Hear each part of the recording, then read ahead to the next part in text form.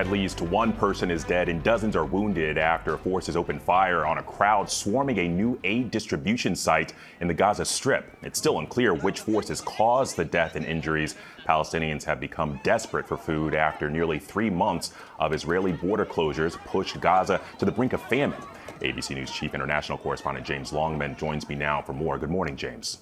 Yeah, good morning, Alex. Palestinians have been pushed to the brink of starvation after more than a year and a half of war. This was their first chance to get basic supplies in more than 3 months, and it ended in chaos and confusion.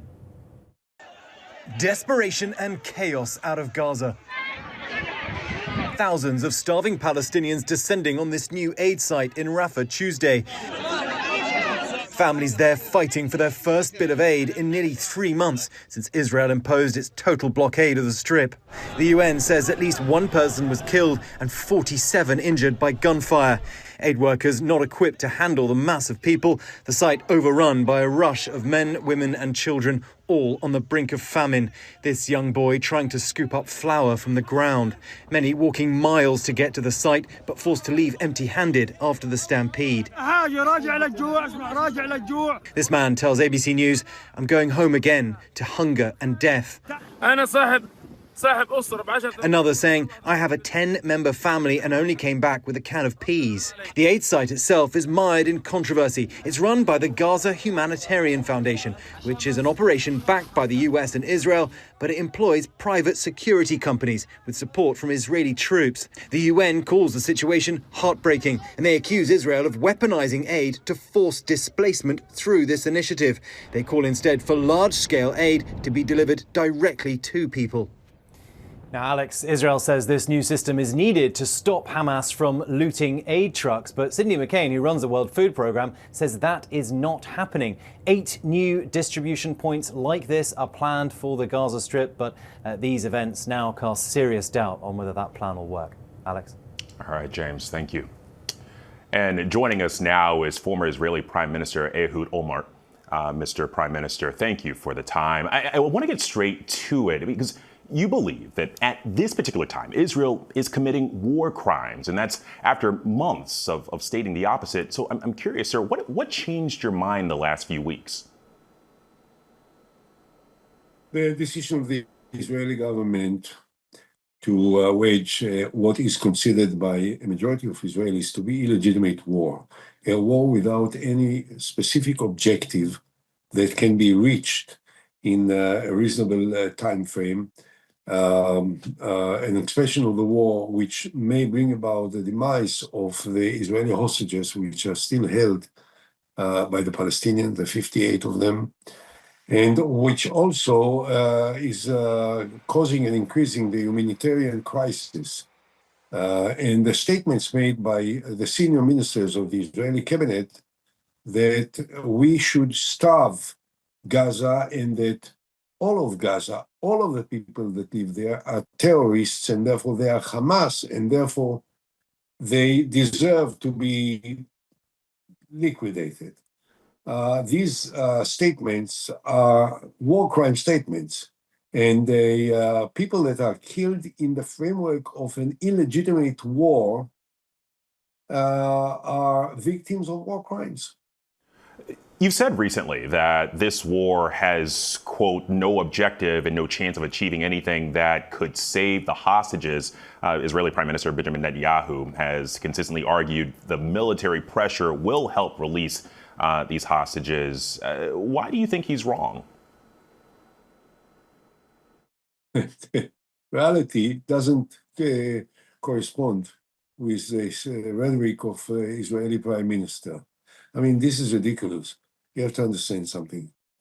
The Israeli counteroffensive on the 7th of October was perfectly legitimate, inevitable, and widely recognized as such by the international community, started with the then President Joe Biden and the Prime Minister of Great Britain and the President of France and the Chancellor of Germany and everyone. Every country in the world said Israel has a right for a counter-offensive. At that time, the war was perfectly legitimate. And everyone knew, by the way, that there will be a collateral damage, that perhaps as a result of the fact that Hamas was embedded in the most densely populated areas in Gaza, that there will be also quite a few victims who are not involved in terror, but due to the fact that they are embedded together with the terrorists, they will unfortunately become victims. We are now almost 18 or 19 months after the beginning of that war. We have destroyed Gaza. We have killed perhaps more than 50,000 people, of which there were few there were terrorists and that should have been punished, but so many who were not. To carry on the war now with this false pretense that we are going to destroy Hamas when Hamas is practically, in terms of a military power, is destroyed, is to present a false picture to the international community and to the people of Israel. We don't buy that, and I figure out that also the international community doesn't buy it.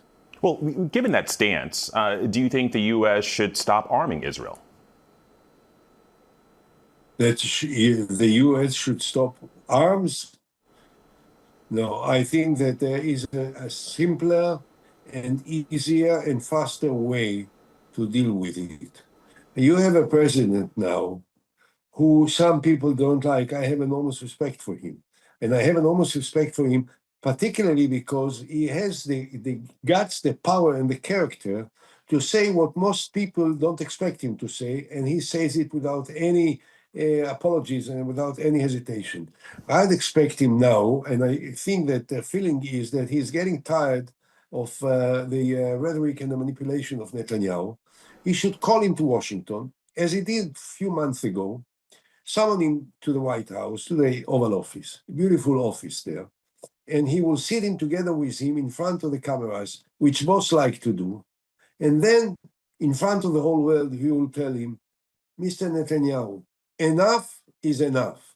Believe me, if President Trump, by sheer coincidence, is watching us now, and he listens to me, I can tell him that he will be the hero of Israel. That we all expect him to have, only him, to have this guts and power and determination and leadership to end it now. And to bring an end to this terrible suffering of so many Israelis, the hostages, the uninvolved Palestinians, and carry on from there into a peace initiative that can change the Middle East. It's time. Former Israeli Prime Minister Olmert, thank you so much for your time, sir.